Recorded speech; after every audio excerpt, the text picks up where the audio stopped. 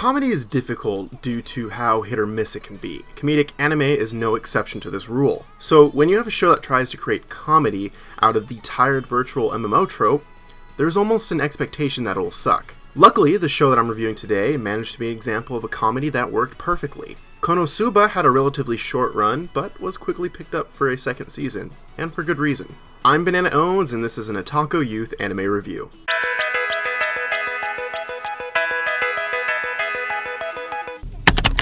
The story places a focus on Kazuma, a recently dead otaku. Kazuma died in a rather hilarious accident and was sent to the afterlife where he met the goddess Aqua. Aqua gives him another chance at life by offering to send him to another world where he can go on adventures and battle monsters. He is also allowed one gift from the goddess before he's reincarnated as well. Being a gamer, Kazuma readily accepts this deal, but chooses for Aqua to accompany him in a spite of rage. That is the basic setup of the plot of Konosuba. In terms of a plot, there really is not an overarching plot that receives a lot of attention. The closest thing would be dealing with the Devil King and his servants, but this doesn't get too much development. Instead, the show features a series of episodes where Kazuma attempts to complete quests with his rather dysfunctional team. Every episode sets up some sort of quest that leads to a wide range of comedy, and this is rather dynamic because it is a mixture of comedic styles. One moment might feature more physical comedy, while another creates it with the interaction between the characters. The point being, the plot serves as a means of delivery for the comedy. The comedic moments arise out of the ridiculous situations that the characters are placed in, and this works to a great effect.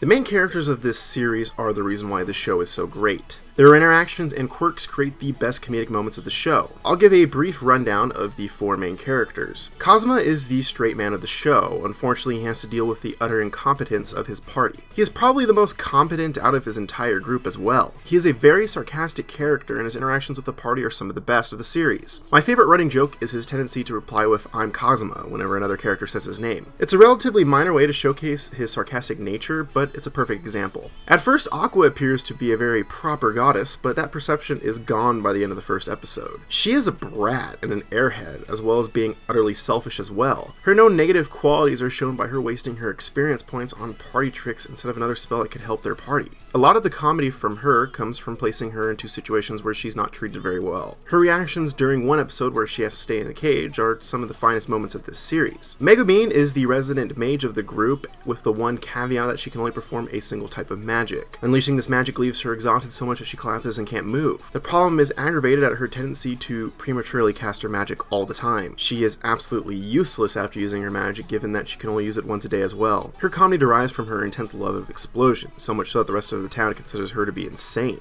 She would rather die than give up her magic. The final main character, Darkness, is my favorite of the bunch. She's a crusader that literally cannot hit anything with her sword.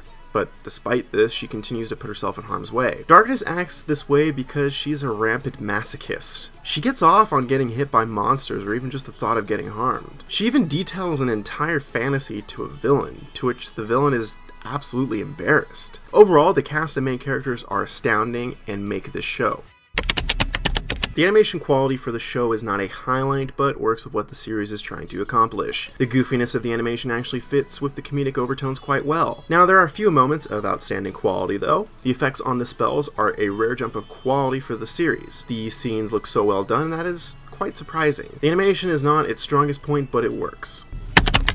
The sound quality of this series is shown through the great voice acting. Kazuma's voice actor perfectly captures his sarcastic nature. The rest of the cast is of a similar quality. Aqua's voice actress brilliantly exhibits her bratty nature. Darkness's voice actress is a standout to me because of how well she commits to her masochistic nature. The voice acting is absolutely astounding for all the characters. As for the soundtrack, it's simply decent. There's not a bumping soundtrack here, but it gets the job done. Overall, besides the voice acting, there really isn't anything that manages to stand out in the presentation, but it works very well.